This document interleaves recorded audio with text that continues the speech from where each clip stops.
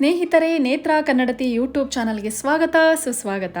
ಇವತ್ತಿನ ವಿಡಿಯೋದಲ್ಲಿ ಜಗತ್ತು ಕಂಡಂತಹ ಮಹಾಶರಣರು ಹಾಗೂ ಪವಾಡ ಪುರುಷರು ಶ್ರೀ ಸಿದ್ಧಲಿಂಗೇಶ್ವರರು ಲಿಂಗೈಕ್ಯರಾದಂತಹ ಸ್ಥಳ ಎಡೆಯೂರಿಗೆ ನಮ್ಮ ಪಯಣ. ಹೌದು ಸ್ನೇಹಿತರೆ, ಇವತ್ತು ನಾವು ಎಡೆಯೂರು ಶ್ರೀ ತೋಂಟದ ಸಿದ್ಧಲಿಂಗೇಶ್ವರ ಪುಣ್ಯಕ್ಷೇತ್ರಕ್ಕೆ ಹೋಗ್ತಾ ಇದ್ದೀವಿ. ಬಹಳ ಪ್ರಸಿದ್ಧ ಹಾಗೂ ಚಿರಪರಿಚಿತವಾದಂತಹ ದೇವಸ್ಥಾನ ಇದು ಹಾಗೂ ಪ್ರವಾಸಿ ಸ್ಥಾನವೂ ಹೌದು. ಈ ದೇವಸ್ಥಾನ ಬೆಂಗಳೂರಿನಿಂದ 92 ಕಿಲೋಮೀಟರ್ ಆಗುತ್ತೆ, ಅಂದರೆ 2 ಗಂಟೆಯ ಪಯಣ. ಬೆಂಗಳೂರಿನಿಂದ ಹಾಸನ್ ಹೈವೇ ರೋಡಲ್ಲೇ ಈ ದೇವಸ್ಥಾನ ಸಿಗುತ್ತೆ. KSRTC ಬಸ್ಗಳ ನಿಲುಗಡೆಯೂ ಸಹ ಇದೆ. ಬಸ್ ಸ್ಟಾಪಿಂದ ಕೇವಲ ಅರ್ಧ ಕಿಲೋಮೀಟರ್ ಆಗುತ್ತೆ. ಆಟೋಗಳ ವ್ಯವಸ್ಥೆಯೂ ಸಹ ಇದೆ. ಹಾಗೆ ತುಮಕೂರಿನಿಂದ 62 ಕಿಲೋಮೀಟರ್ ಆಗುತ್ತೆ. ಹಾಸನದಿಂದ 91 ಕಿಲೋಮೀಟರ್ ಆಗುತ್ತೆ. ಕುಣಿಗಲ್ನಿಂದ 22 ಕಿಲೋಮೀಟರ್ ಆಗುತ್ತೆ. ಸ್ವಂತ ವಾಹನಗಳಲ್ಲಿ ಬರೋರಿಗೆ ದೇವಸ್ಥಾನದ ಲಿಂಕನ್ನು ಡಿಸ್ಕ್ರಿಪ್ಷನಲ್ಲಿ ಹಾಕಿರ್ತೀನಿ, ಚೆಕ್ ಮಾಡ್ಕೊಳ್ಳಿ. ಶ್ರೀ ಸಿದ್ಧಲಿಂಗೇಶ್ವರರು 16ನೇ ಶತಮಾನದ ಸುಪ್ರಸಿದ್ಧ ಶಿವಯೋಗಿಗಳು. ಕನ್ನಡ ನಾಡು ಕಂಡಂತಹ ಅನುಭಾವಿ ಸಂತ ಶರಣರಲ್ಲಿ ಪ್ರಮುಖರು, ವೀರಶೈವ ತತ್ವಜ್ಞಾನಿಗಳು. ಈ ದೇವಸ್ಥಾನ ಕರ್ನಾಟಕದ ಮೊದಲ ನಿರ್ವಿಕಲ್ಪ ಶಿವಯೋಗಿ ಸಮಾಧಿ, ಅಂದರೆ ಜೀವಂತ ಗದ್ದುಗೆಯಾಗಿದೆ.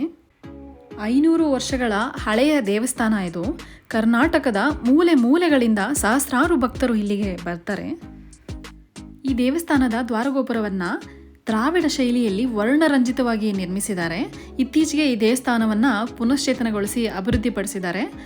ಈ ಗೋಪುರದಲ್ಲಿ ಶ್ರೀಗಳ ಪವಾಡಗಳನ್ನು ಬಿಂಬಿಸುವಂತಹ ಚಿತ್ರಗಳನ್ನು ಶಿಖರದ ಸುತ್ತಲೂ ಇರೋ ಗೂಡುಗಳಲ್ಲಿ ಕೆತ್ತಲಾಗಿದೆ.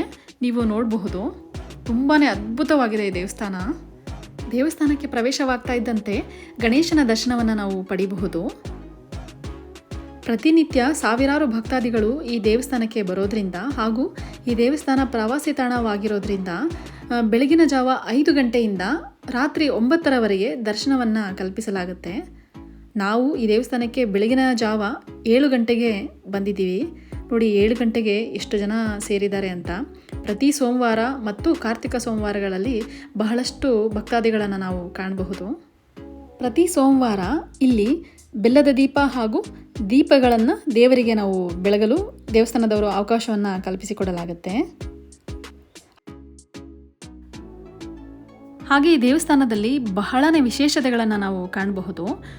ಇಲ್ಲಿ ಭಕ್ತಾದಿಗಳು ಚಿನ್ನದ ರಥದ ಸೇವೆ, ಬೆಳ್ಳಿ ರಥದ ಸೇವೆ, ಮರದ ರಥದ ಉತ್ಸವವನ್ನು ಸಹ ಇಲ್ಲಿ ಹರಕೆಯನ್ನು ಕಟ್ಕೋಬೋದು.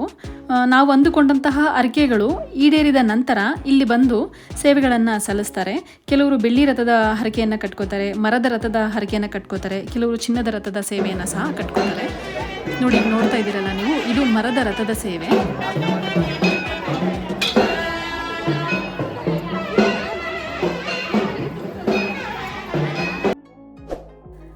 ನೋಡಿ, ಈಗ ನೀವು ನೋಡ್ತಾ ಇದ್ದೀರಲ್ಲ, ಇದು ಬೆಳ್ಳಿ ರಥದ ಸೇವೆ.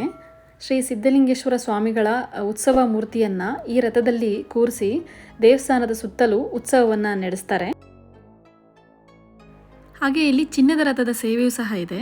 ನಾವು ಬಂದಾಗ ರಥದ ಉತ್ಸವಕ್ಕೆ ತಯಾರಿನ ನಡೆಸ್ತಾ ಇದ್ರು. ಶಿವರಾತ್ರಿಯಲ್ಲಿ ಸಹಸ್ರ ರುದ್ರಾಭಿಷೇಕ ನಡೆಯುತ್ತೆ. ಯುಗಾದಿ ಹಬ್ಬದ ಸಂದರ್ಭದಲ್ಲಿ ಸಿದ್ಧಲಿಂಗೇಶ್ವರರು ಐಕ್ಯವಾಗಿದ್ದು ಇದೇ ಸಂದರ್ಭದಲ್ಲಿ ಅಂತ ನಂಬಿ ವಿಜೃಂಭಣೆಯಿಂದ ಜಾತ್ರೆ ನಡೆಯುತ್ತೆ. ಕಾರ್ತಿಕ ಮಾಸದ ಕೊನೆಯ ದಿನ ಲಕ್ಷದೀಪೋತ್ಸವವನ್ನು ಅದ್ಭುತವಾಗಿ ಇಲ್ಲಿ ಆಚರಿಸ್ತಾರೆ. ಅಂದು ಲಕ್ಷಾಂತರ ಜನ ಇಲ್ಲಿ ಸೇರಿರ್ತಾರೆ. ಬಹಳ ಪ್ರಸಿದ್ಧವಾದಂತಹ ಆಚರಣೆ ಇದು. ಅಂದು ಕರ್ನಾಟಕದ ಮೂಲೆ ಮೂಲೆಗಳಿಂದ ಭಕ್ತಾದಿಗಳು ಇಲ್ಲಿಗೆ ಆಗಮಿಸ್ತಾರೆ. ಈಗ ನೋಡ್ತಿದ್ದೀರಲ್ಲ, ಇದೇ ದೇವಸ್ಥಾನದ ಮೂಲಗುಡಿ. ದೇವಸ್ಥಾನದಲ್ಲಿ ಫೋಟೋ ಮತ್ತು ವಿಡಿಯೋ ಅಲೋ ಇರಲಿಲ್ಲ. ನಿಮ್ಮೆಲ್ಲರಿಗೋಸ್ಕರ ನನ್ನ ಪ್ರಯತ್ನವನ್ನು ನಾನು ಮಾಡಿದ್ದೀನಿ.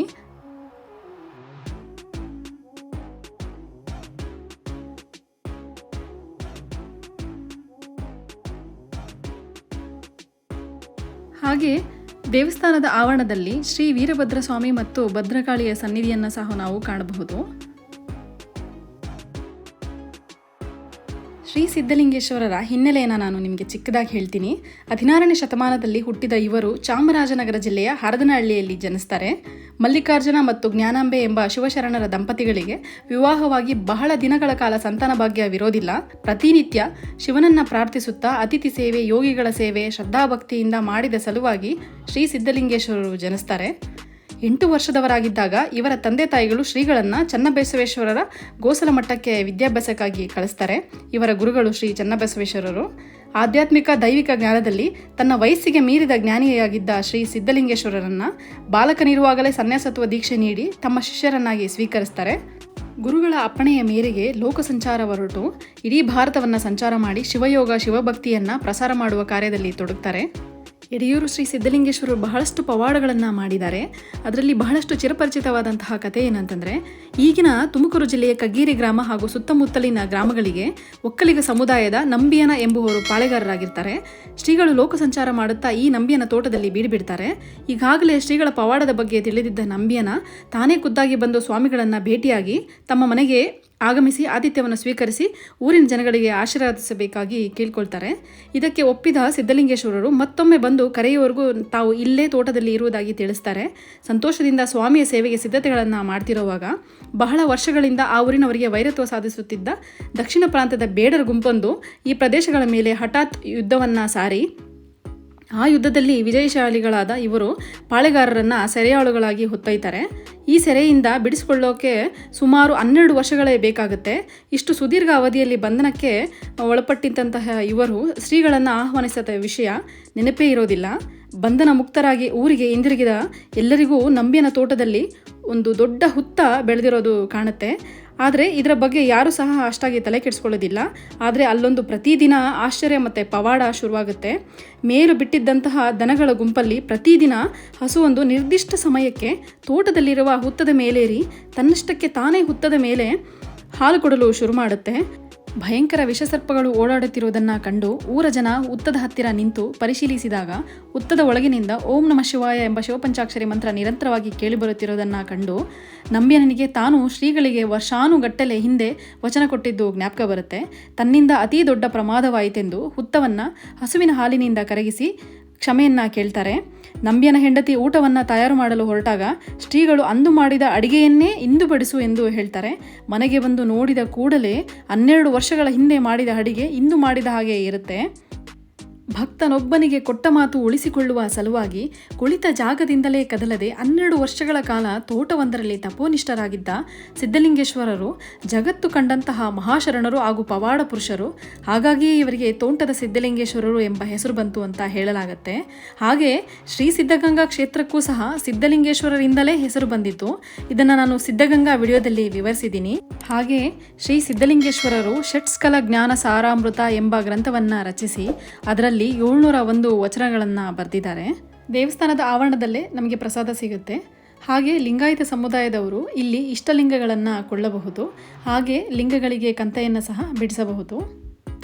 ಸ್ನೇಹಿತರೆ, ಹಾಗೆ ಈ ದೇವಸ್ಥಾನದ ಬಹು ಮುಖ್ಯ ವಿಶೇಷತೆ ಏನು ಅಂತಂದರೆ, ಚರ್ಮರೋಗ, ಕೈಕಾಲುಗಳಲ್ಲಿ ಗಂಟು, ದೇಹದ ಯಾವುದೇ ಭಾಗಗಳಲ್ಲಿ ಗಂಟು, ಕಿವಿ ಸೋರುವುದು, ಆರೋಗ್ಯದಲ್ಲಿ ಸಮಸ್ಯೆಗಳು ಇದ್ದರೆ ಇಲ್ಲಿ ಬಂದು ಪೂಜೆ ಮಾಡಿಸೋದ್ರಿಂದ 100ಕ್ಕೆ 100 ಭಾಗ ಇಲ್ಲಿ ಗುಣವಾಗುತ್ತೆ ಅಂತ ಹೇಳಲಾಗುತ್ತೆ. ಹರಕೆ ಸಾಮಗ್ರಿ ಮಾರಾಟ ಕೇಂದ್ರವೂ ಸಹ ದೇವಸ್ಥಾನದ ಪಕ್ಕದಲ್ಲೇ ಇದೆ. ಕಣ್ಣು, ಕಿವಿ, ಮೂಗು, ಕೈಕಾಲು, ಶರೀರ, ನಾಗರ, ಮನೆ ಇತ್ಯಾದಿಗಳು ಸಿಗುತ್ತೆ. ಸ್ನೇಹಿತರೆ, ಈ ಕ್ಷೇತ್ರದಲ್ಲಿ ಪ್ರತಿನಿತ್ಯ ಅನ್ನದಾಸೋಹ ಪ್ರಸಾದ ಸಿಗುತ್ತೆ. ಬೆಳಿಗ್ಗೆ 8ರಿಂದ 9 ಗಂಟೆಯವರೆಗೆ ತಿಂಡಿಯ ವ್ಯವಸ್ಥೆ ಇರುತ್ತೆ. ಮಧ್ಯಾಹ್ನ 12:30ರಿಂದ 3 ಗಂಟೆಗೆ ಊಟದ ವ್ಯವಸ್ಥೆ ಇರುತ್ತೆ. ರಾತ್ರಿ 8ರಿಂದ 9 ಗಂಟೆಗೆ ಊಟದ ವ್ಯವಸ್ಥೆ ಇರುತ್ತೆ. ಯಡಿಯೂರು ಸಿದ್ಧಲಿಂಗೇಶ್ವರ ದೇವಾಲಯ ಮುಜರಾಯಿ ಇಲಾಖೆಗೆ ಸಂಬಂಧಪಟ್ಟಿದ್ದೇ ಆದರೂ ಇಲ್ಲಿ ನಡೆಯುವ ದಾಸೋಹ ಭಕ್ತರು ನೀಡಿದ ದಾಸೋಹ ಕಾಣಿಕೆಯಿಂದಲೇ ಇಲ್ಲಿ ದಾಸೋಹ ನಡೆಯುತ್ತೆ. ಹಾಗಾಗಿ ತಮಗೆ ಇಚ್ಛೆ ಇರೋರು ಇಲ್ಲಿ ದೇಣಿಗೆಯನ್ನು ನೀಡಬಹುದು. ನಾವು ಬೆಳಗಿನ ತಿಂಡಿಗೆ ಹಾಜರಾಗಿದ್ವಿ. ಉಪ್ಪಿಟ್ಟು ಮತ್ತು ಪುಳಿಯೋಗರೆಯನ್ನು ಬಡಿಸಿದ್ರು. ಉಪ್ಪಿಟ್ಟಂತೂ ತುಂಬಾ ರುಚಿಯಾಗಿತ್ತು. ನನಗೆ ತುಂಬಾ ಇಷ್ಟ ಆಯಿತು. ಪುಳಿಯೋಗರೆನೂ ಸಹ ತುಂಬ ಚೆನ್ನಾಗಿತ್ತು. 2 ರೀತಿಯ ತಿಂಡಿಗಳನ್ನು ಬಡಿಸಿದ್ರು. ಹಾಗೆ ಊಟವನ್ನು ಮುಗಿಸಿ ಬರಬೇಕಾದ್ರೆ ಪುರಾತನ ಕಾಲದ ಶ್ರೀ ಆಂಜನೇಯ ಸ್ವಾಮಿ ದೇವಾಲಯವನ್ನು ಸಹ ನಾವು ಇಲ್ಲಿ ನೋಡಬಹುದು. ದೇವಸ್ಥಾನದ ಆವರಣದಲ್ಲೇ ಒಂದು ಕ್ಯೂಟ್ ಆದಂತಹ ಆನೆ ಸಹ ಇದೆ. ನೀವು ಯಾವಾಗ ಬೇಕಾದರೂ ಬಂದು ಇಲ್ಲಿ ನೋಡಬಹುದು. ಮಕ್ಕಳಿಗಂತೂ ತುಂಬಾ ಇಷ್ಟ ಆಗುತ್ತೆ. ಅಂದಾಗಿ ಆನೆ ಹೆಸರೇನು ಗೊತ್ತಾ? ಗಂಗವ್ವ ಅಂತ. ಹಾಗೆ ದೇವಸ್ಥಾನದ ಪಕ್ಕದಲ್ಲೇ 2 ಕುದುರೆಗಳಿದ್ದಾವೆ. ಕುದುರೆಯನ್ನು ಇಷ್ಟಪಡೋರು, ಕುದುರೆ ಸವಾರಿನ ಇಷ್ಟಪಡೋರು ಕುದುರೆ ಸವಾರಿಯನ್ನು ಸಹ ಇಲ್ಲಿ ಮಾಡಬಹುದು. ಇಷ್ಟು ನಿಮಿಷಕ್ಕೆ ಇಷ್ಟು ಅಂತ ಚಾರ್ಜ್ ಮಾಡ್ತಾರೆ. ನಮಗೆ 200 ರೂಪಾಯಿಯನ್ನು ಚಾರ್ಜ್ ಮಾಡಿದರು. ದೇವಸ್ಥಾನದ ಪಕ್ಕದಲ್ಲೇ ಪಾರ್ಕಿಂಗ್ ವ್ಯವಸ್ಥೆ ಇದೆ. ಹಾಗೆ ಲಗೇಜ್ ರೂಮ್ನ ವ್ಯವಸ್ಥೆಯೂ ಸಹ ಇದೆ. ದೂರದ ಊರುಗಳಿಂದ ಲಗೇಜ್ ತೊಗೊಂಡು ಬರೋರಿಗೆ ಲಗೇಜನ್ನು ರೂಮಲ್ಲಿ ಇಟ್ಟು ದೇವರ ದರ್ಶನವನ್ನು ಪಡಿಬಹುದು. ಹಾಗೆ ರೂಮ್ಗಳ ವ್ಯವಸ್ಥೆಯೂ ಸಹ ಇದೆ ಇಲ್ಲಿ. ದೇವಸ್ಥಾನದ ಕಚೇರಿಯಲ್ಲಿ ನೀವು ಮಾಹಿತಿಯನ್ನು ಪಡೆಯಬಹುದು. ಇಲ್ಲಿ ಕಲ್ಯಾಣ ಮಂಟಪವೂ ಸಹ ಇದೆ. ಇಲ್ಲಿ ಸರಳ ವಿವಾಹಗಳಿಗೆ ಅವಕಾಶವನ್ನು ಸಹ ಕಲ್ಪಿಸಿಕೊಡಲಾಗುತ್ತೆ. ಪ್ರತಿದಿನ ದೂರದ ಊರುಗಳಿಂದ ಈ ಶಾಲಾ ಮಕ್ಕಳನ್ನು ದೇವರ ದರ್ಶನಕ್ಕೆ ಕರ್ಕೊಂಡು ಬರ್ತಾರೆ. ದೇವಾಲಯದ ಹಿಂದೆ ಶಿಂಷಾ ನದಿ ಇದೆ. ದೂರದ ಊರಿಂದ ಪ್ರಯಾಣ ಮಾಡಿ ಬರುವ ಭಕ್ತಾದಿಗಳು ಈ ನದಿಯಲ್ಲಿ ಸ್ನಾನವನ್ನು ಮಾಡಿ ದರ್ಶನಕ್ಕೆ ತೆರಳಬಹುದು. ನಾನು ಈ ನದಿಯ ಒಂದು ಮೂಲೆಯನ್ನು ಮಾತ್ರ ನಾನು ನಿಮಗೆ ತೋರಿಸ್ತಾ ಇದ್ದೀನಿ. ದೇವಾಲಯದ ಹಿಂದೆ ನಾನು ಹೋಗಲಿಲ್ಲ, ಆದರೆ ಬಟ್ಟೆ ಬದಲಿಸಿಕೆ ಕೊಠಡಿಗಳ ವ್ಯವಸ್ಥೆಯೂ ಸಹ ಇದೆ. ಸ್ನೇಹಿತರೆ, ಪುರಾತನ ಹಿಂದೂ ಪುಣ್ಯಕ್ಷೇತ್ರವಾದ ಯಡಿಯೂರು ಸಿದ್ಧಲಿಂಗೇಶ್ವರ ಸ್ವಾಮಿ ದೇವಾಲಯ ರಾಜ್ಯದ ಪ್ರಮುಖ ಯಾತ್ರಾ ಕೇಂದ್ರಗಳಲ್ಲಿ ಒಂದಾಗಿದೆ. ಭಕ್ತರ ಪ್ರಾರ್ಥನೆಗಳು ಮತ್ತು ಹರಕೆಗಳನ್ನು ಪೂರೈಸುವಲ್ಲಿ ಭಕ್ತರ ನಂಬಿಕೆಯನ್ನು ಗಳಿಸಿದೆ. ಹಾಗಾಗಿಯೇ ಸಹಸ್ರಾರು ಭಕ್ತರು ಇಲ್ಲಿಗೆ ಬಂದು ಪ್ರತಿನಿತ್ಯ ದೇವರ ಕೃಪೆಗೆ ಪಾತ್ರರಾಗ್ತಾರೆ. ಶ್ರೀ ಸಿದ್ಧಲಿಂಗೇಶ್ವರ ಸ್ವಾಮಿ ನಿಮ್ಮೆಲ್ಲರಿಗೂ ಒಳ್ಳೆಯದನ್ನು ಮಾಡಲಿ ಅಂತ ಕೇಳ್ಕೊಳ್ತಾ ಇವತ್ತಿನ ವಿಡಿಯೋವನ್ನು ಮುಗಿಸ್ತಾ ಇದ್ದೀನಿ. ಈ ವಿಡಿಯೋ ನಿಮಗೆ ಇಷ್ಟವಾಗಿದ್ದರೆ ದಯವಿಟ್ಟು ನೇತ್ರಾ ಕನ್ನಡತಿ ಯೂಟ್ಯೂಬ್ ಚಾನಲ್ಗೆ ಸಬ್ಸ್ಕ್ರೈಬ್ ಮಾಡೋದನ್ನು ಮರಿಬೇಡಿ. ನಿಮ್ಮ ಒಂದು ಲೈಕ್ ಕಮೆಂಟು ನನಗೆ ಇನ್ನೂ 10 ವಿಡಿಯೋಗಳನ್ನು ಮಾಡಲಿಕ್ಕೆ ಪ್ರೋತ್ಸಾಹ ಸಿಗುತ್ತೆ. ನಿಮ್ಮೆಲ್ಲರ ಸಹಕಾರ ಹೀಗೆ ಇರಲಿ ಅಂತ ಕೇಳ್ಕೊಳ್ತಾ ಮತ್ತೆ ಮುಂದಿನ ವಿಡಿಯೋದಲ್ಲಿ ಸಿಗ್ತೀನಿ. ಜೈ ಹಿಂದ್, ಜೈ ಕರ್ನಾಟಕ ಮಾತೆ, ಸರ್ವೇ ಜನ ಸುಖಿನೋ ಭವಂತು. ಧನ್ಯವಾದಗಳು. Please like, share, subscribe.